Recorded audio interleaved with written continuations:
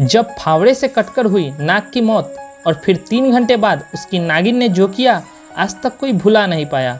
दोस्तों, अगर नाग नागिन का जोड़ा कहीं भी दिख जाए तो उसे मारना तो दूर छूना भी नहीं चाहिए, क्योंकि कहते हैं नागिन अपने मरे हुए नाग की आंखों में देखकर यह पता लगा लेती है कि उसके नाग को उससे जुदा करने वाला कौन है, और नागिन जब तक अपना बदला पूरा न कर ले चैन से नहीं रहती। तो ऐसा ही हुआ यूपी के एक छोटे से गांव माधवपट्टी में, जहां पर सत्यप्रकाश नाम के व्यक्ति से नाग की मौत हो गई। और फिर उसके साथ जो हुआ उसको देखकर आपके भी रोंगटे खड़े हो जाएंगे। आगे बढ़ने से पहले आपसे एक छोटी सी रिक्वेस्ट है कि वीडियो के पसंद आने पर वीडियो को लाइक कर दें और साथ ही साथ कमेंट में हर हर महादेव जरूर लिखें। दोस्तों, यूपी में माधवपट्टी नाम का एक छोटा सा गाँव है, जहाँ पर अपने नाग की मौत पर नागिन ने ऐसा कारनामा किया जिसे देखकर हर किसी के पसीने छूट गए। दरअसल इस गांव में खेत ही खेत है, जिसमें वहां के स्थानीय लोग खेतीबाड़ी करके अपना पालन पोषण करते हैं। एक दिन एक नागिन का जोड़ा भ्रमण करते हुए वहां के खेतों में पहुंच गई। 3 दिनों तक वह सांप का जोड़ा चक्कर लगाता रहा। कई लोगों ने तो उन्हें देखा भी और उनके मन में इनका डर भी बैठ गया। ऐसे में कुछ लोगों को खेत में जाने से डर लगने लगा। लेकिन 3 दिन बीत जाने के बाद लोगों को नाग नागिन का जोड़ा खेत में कहीं नजर नहीं आया और फिर से बिना डरे अपने काम में जुट गए। एक दिन भरी दोपहर में सत्यप्रकाश अपने फावड़े से काम कर रहा था। तभी वो नाग नागिन एक दूसरे से बिछड़ गए और नाग अकेले नागिन को ढूंढने लगा। नागिन को ढूंढते ढूंढते नाग उसी जगह पहुंच गया जहां खेत में सत्यप्रकाश अपने फावड़े से काम कर रहा था, और अचानक से उसके फावड़े से कटकर नाग की मौत हो गई, क्योंकि उसका सर उसके फावड़े से कट गया था। ये देखकर सत्यप्रकाश के पसीने छूट गए। वो जोर जोर से चिल्लाने लगा। तभी खेत में काम करने वाले बाकी लोग वहां पे इकट्ठा हो गए। सत्यप्रकाश ने घबराते हुए बताया कि मैं अपना काम कर रहा था कि तभी अचानक से यह नाग मेरे फावड़े से आकर मर गया और उसका सिर कट गया। फिर उनमें से एक व्यक्ति ने बोला कि हमारा काम खेत में खेती करना है, ये नाग नागिन का खेतों में आना और इनका हमारे फावड़े से कटकर मर जाना तो मामूली सी बात है।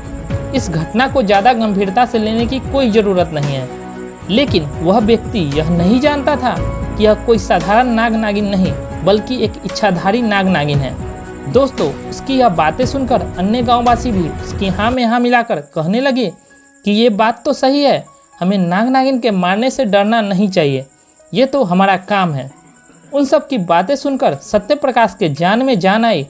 उसने अपने फावड़े से नाग को उठाकर झाड़ियों में फेंक दिया, और यही उसकी ज़िंदगी की सबसे बड़ी भूल थी, क्योंकि वे सभी इस बात से अनजान थे कि यह एक इच्छाधारी नाग है और उसकी नागिन भी एक इच्छाधारी नागिन होगी। शाम का समय हो रहा था और ऐसे में सभी लोग वहां से चले गए और अपने अपने घर जाकर आराम करने लगे।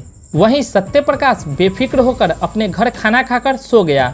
लेकिन वो नागिन शांत कहाँ रहने वाली थी, और वह अपने नाग का बदला लेने के लिए उसी दिन उसकी मौत के 3 घंटे बाद वह नागिन उस गांव में आ गई और सत्यप्रकाश के घर को ढूंढते हुए गांववासियों के घर में घुस गई। उस नागिन ने जैसे ही 2 घरों में लोगों को डसा तो पूरे गांव में हाहाकार सा मच गया। सभी लोग चिल्लाते हुए गांव के बाहर एकत्रित हो गए।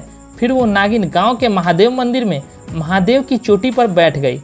देखते ही देखते उस नागिन ने विशाल रूप धारण कर लिया।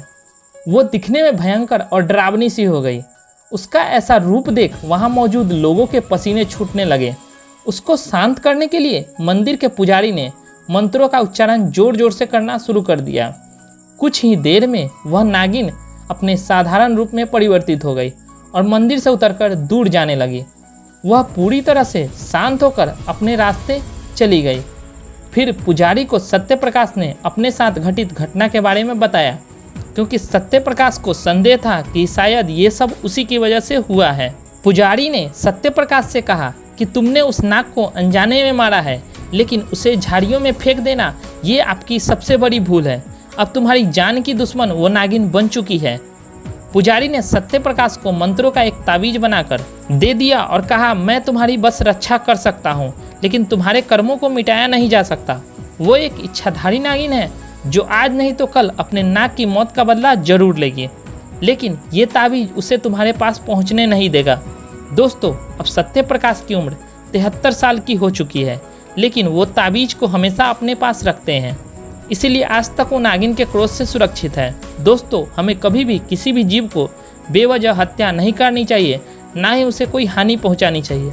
लेकिन गलती से ऐसा कुछ हो जाए तो उसे ऐसे में विधि विधान से उसका अंतिम संस्कार कर देना चाहिए। सत्यप्रकाश ने नाग का अंतिम संस्कार नहीं किया और यही उसकी गलती थी। उसने उसे यूं ही झाड़ियों में फेंक दिया। उसे आदरपूर्वक अंतिम संस्कार उस नाग का कर देना चाहिए था।